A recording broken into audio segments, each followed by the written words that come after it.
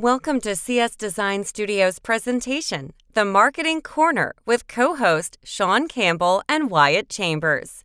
The Marketing Corner is your source for the latest and greatest in today's world of marketing and entrepreneurship.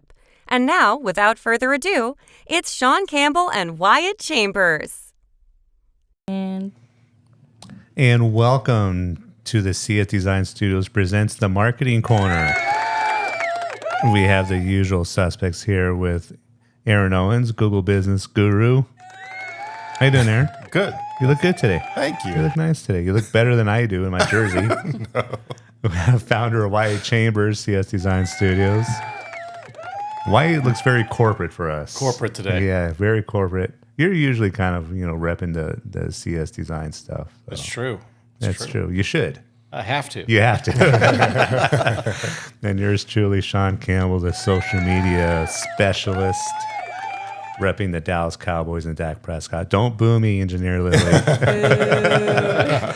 And Engineer Lily. Today we got a phenomenal topic that every business owner needs to put down your coffee, put down your adult beverage, just pull up a chair and listen to this. Or if you're listening in a car, pull over in a parking lot under a tree.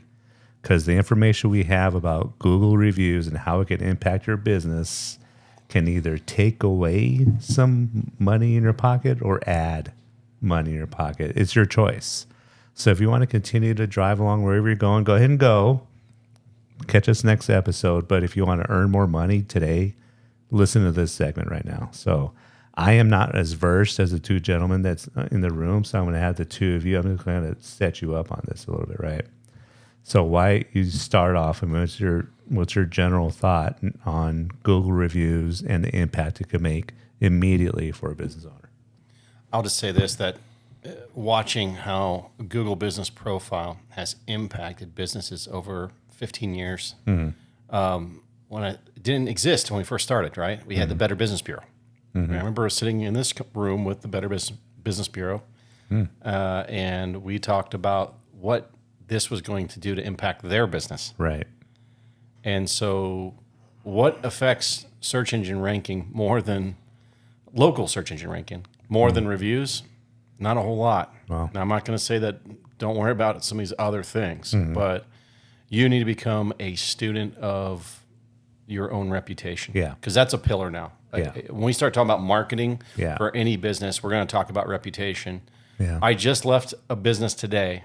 I told 2 or 3 years ago, you should be doing a review almost every week, if not a day, in your business. They have not done that. They have lost some of that positioning in the marketplace.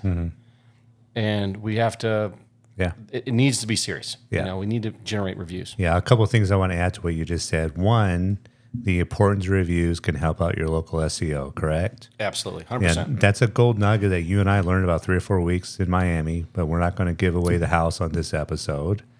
But two, when you mentioned about having a review each day, and we're talking legit reviews, right? Yeah. We're not talking, go to your neighbors and, trade a review for dog sitting his dog or something like that, right? These are legit reviews from legit clients. We are not endorsing any black hat practices, for the record. Correct. Okay, Correct. So Aaron, give us your 2 cents on Google reviews.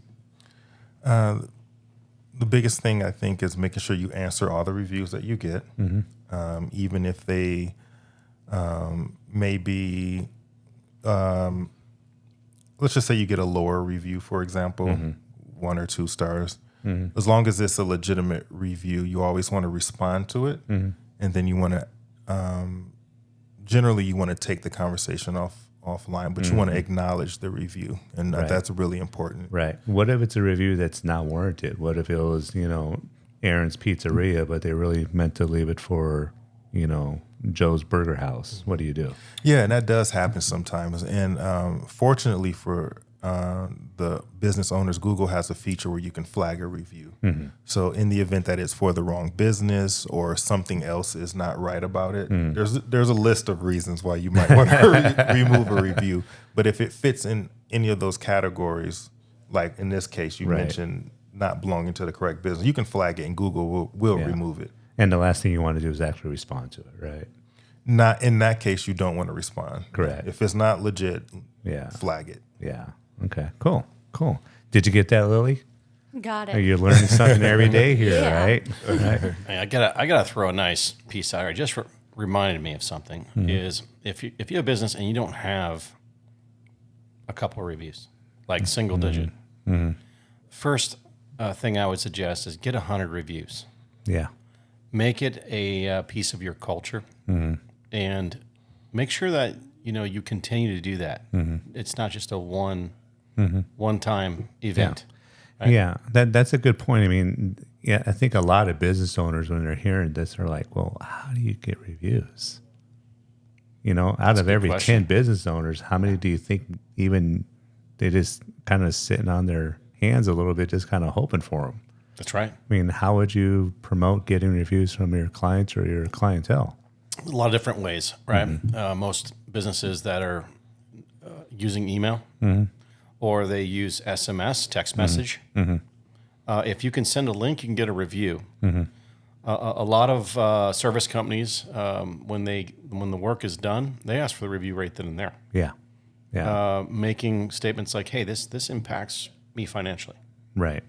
Just teaching people like, "Hey, this is part of our culture, and we read these." Right. Right. And in fact, we share it in our huddles. What do people think about us? Yeah. And so, it's not uncommon for service companies to have over 1,000 reviews. I'll tell you a story of one of our biggest clients. They were in the twos. Yeah. In the twos when I started. Yeah. They're 4.9 now. Wow. And to turn it around, and again, we're talking mainly about Google reviews. You're going to talk about Facebook in a minute. But Yelp, I know that engine in particular, if you start off in a bad point, like sub 2, Right. it's harder to turn it around. Yeah. And nothing's worse than getting a review pushed under, especially on Yelp. That's been one of the biggest issues. Yeah. Is when those good reviews don't pop. Yeah, there is one service that we know of that we do not practice ourselves, and that's when a business sends out a survey. It was how was your experience? Was it good or bad? Sure. And if it's good, then it pushes it to leave us a Google review. And if it's bad, then it goes directly back to the business. Now, would you agree that's maybe a little... it's called goaltending. Yeah. No, but I'll tell you this. The main goaltenders are making money. Yeah. And so, Google hasn't shut them down. And I could name them, but I'm not going to. Right. They're big in that space of... And it may, who knows? At some point, it's almost like asking for a survey when you're checking out at the grocery store. It's a survey, you know? Right. But they're trying to goaltend it to not allow a bad review Right. by saying, we're just going to push it over here. And, I think that's good for the business owner, not so good for the consumer. And I understand why they're, different engines have different requirements. Yeah. Yeah. How many business owners see bad reviews as people just sounding off as versus an opportunity for you to be told what needs to improve in your business? That's Aaron has seen more of this than I have. So what are your thoughts there, Aaron? As far, again, I think that comes with the acknowledgement. That's why it's really important to acknowledge their experience. Because you are saying, for example, if it was a restaurant and the complaint is, hey, this was overcooked, you can say, oh, well, we apologize for your experience. We would like to make it better. Please give us a call and we can talk about how to. So, and if it is a legitimate issue with something like something being dry, most likely it was probably a one-off if it's a good, especially when you're dealing with a nice, high star rating. Yeah. In part of my Facebook presentations back in the day, I talked about reviews. I used to tell this whoever would show up and listen, and I had quite a big amount of people over the years. But part of my spiel was like, if you're a donut house and you keep getting bad reviews because your coffee's bad, well, change your coffee. Right. Yeah. It's an opportunity for a business to improve, right? To give some good feedback and acknowledge it and improve yourselves. So, and one of the things that it comes back to just to the basics. I mean, just offer good service and a good product, and you'll get the good reviews. Yeah. You know, I mean, how many business owners just expect a good review just because they showed up? Mm-hmm. It takes a lot more than that just to show up and get a good review, especially in our era. People love giving bad reviews. Yeah. And I do pay attention. Sorry. No, go ahead. But I do pay attention to like recurring themes. Uh-huh. So if there is something that is recurring, then I will make sure I highlight that to the owner. But as a general rule, at least for the ones that I deal with, it's usually different things. Because when you're dealing with food service, a lot of things can go wrong. Absolutely. That's right. Yeah. I know when I was going to restaurants, when I was trying to become an elite Yelper.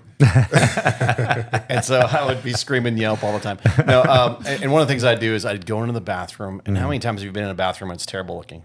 Oh, I would take pictures of the bathroom and post it. I wanted to see if, and this is why I was trying to become an elite Yelper, right? Man. After I got a ton of merit badges from Yelp. I talked to the local Yelp team, and they're like, "Yeah, you're a business. You can't be an elite Yelper," and that just like sucked all the wind out of me. I was like, "Are you kidding me?" But anyhow, I learned really quick and was trying to game the system just to see how it was going to work. Yeah.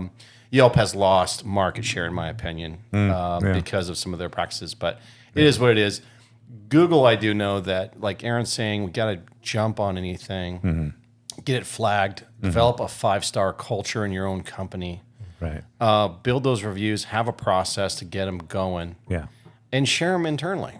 Yeah, especially if you're doing like your pre-morning team meeting. People want to hear those things. Yeah, I love it when they say the tech's name or somebody in the organization. That's a real feel-good piece. Yeah. Now, don't take the negative feedback bad. Just use it to fix stuff. I know with our pest control company, if we got a 1-star, anything sub 4, we'd be on the phone with that client or customer and say, hey, we're going to make it right. What needs to take place? And then many times they would just pull that review. And that's fine. I mean, once you get into the hundreds of reviews, 1-star is not going to kill you. Right. So it's important to get past that 100 reviews as quick as possible so that one Yelper, when I say Yelper, somebody that's really going to go to town on a bad review, it's not going to impact your business. Yeah. Moving, and Aaron knows this, you move it by 1 point. What's that going to do for your business? Yeah, your bottom line. Yeah, definitely. Your ranking is going to go up. You're going to be able to compete with the top and whoever's in that segment. And then also, I'm sorry, my mind. No, it's okay. No, if they got a good ranking, yes. Now, if it drops a point, I know that it's going to drop the bottom line of that business, like Shawn said. Tremendously. And so when I saw that kind of level of power that Google had, I was like, man, this is tough, and it's part of us in this digital space to educate businesses to don't leave this to chance. Yeah. If somebody's opinion can really hurt your reputation, if you don't fix it or address it, yes, it's given a lot more power to the consumer, but who doesn't want better service? I know I do. What are some things that a service industry in particular, right? When you see a good review, this is a question for both of you. What are some of the things that they earn that good review with? You know what I mean? What was it about that service that they earned that 5-star rating? What was it about the review you're saying? Because we do reviews on the social media team when we see a recent 5-star. We'll put a 5-star review, a testimonial for our clients, and there's particular types of trends that we see, that I see, and so I'm going to ask, like for instance, Scott was on time. The service tech was on time. Being on time is big, because we're in a society where we tend to always be late. So being on time stands out. Is there anything else that you see that kind of trends towards a business earning a 5-star review? Okay, I see. Okay. Yeah. I think the top businesses probably offer things that maybe other businesses in the same field will not offer. Right. So and this is just an example. If they offer free estimates, for example, or I know one business, the way they charge, they're very transparent with the way they charge. And so the customer kind of already knows what to expect coming in, whereas maybe another company may hide their prices or maybe have some hidden fees. So people appreciate transparency. They want to know what they're getting. And they appreciate if you can offer something unique that maybe no other company is offering in the same field. Then that's for them. That's like, oh, this is great. I had a great experience. Yeah. I got a couple more in my back pocket, Wyatt, but do you know what I'm thinking? I mean, there's plenty of things that's in your back pocket. I'm not sure, man. I'm not sure where you're going with I got some Skittles. I got some trail mix. On the review side again, we've learned a lot of different trends, and keep in mind that the algorithm is constantly changing, right? What may have worked last year may not work now. We've tried stuff hey, when you respond to the review, make sure you pop all your keywords in there and put the zip code in there. We've done all that stuff. Yeah. I can rest, assured that you don't need to do that anymore. Because we used to do it. Yeah. We used to do that where it's more important what the customer is putting in their review.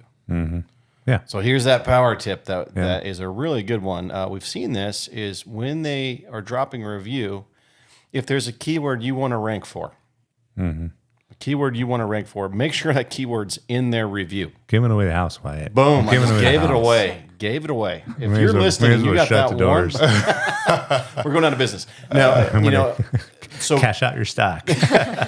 So coming up with how to do that, you have to guide the review a little bit. Yeah. Yeah. Here's another word that it's kind of rare these days, but when I see it, you'll see it in 5-star reviews that he or she was courteous. Oh, That's true. Oh, Courteous. My tech was courteous. That's true. He made me smile. My nail tech was nice and sweet, and then she made me smile. Stuff like that. Yeah. It's like we have lost that ability in the service industry to make people smile and just be courteous. Yes. I agree. And it's sad because as much as we all love small business, where do we see the most courteous people, the people that smile the most? When we drive around town or go somewhere, we generally think of maybe more of the national chains that have trained their employees to be courteous and smile, as opposed to the local place. Maybe so. Maybe Starbucks. Okay, that's a different. Chick-fil-A. That was a wonderful selection, Sean. Okay. I'm just saying, every time I walk into Starbucks, I get 15 good mornings and hellos. I can also think of some where that's not the case. They're huge. That's true. Well, I am Sean. So. I do agree with you though. That is something that has to do with training. And so the simple things, being courteous and being attentive to the person. Yeah. Those things do get good results. If they had to wait a few minutes, actually saying, Aaron, I apologize for the delay. I'll be right there. I'll be right with you. Yeah. That means the world to me. It does. As opposed to people just walking by and no one paying attention to me. Yeah. You know what I mean? Yeah. So Good it's a lost art. Customer service is a lost art in our era, unfortunately. It is. Yeah. It should be part of every training handbook, right? And it's not just the analytical channel, right? It's the emotional channel. Yeah. Yeah. We're going to go to where we feel good. Yeah. And just little things. Little things make a big difference. Yeah. On the this is another power tip for businesses is, Google your business right now. If you're listening to this podcast and see what pulls up.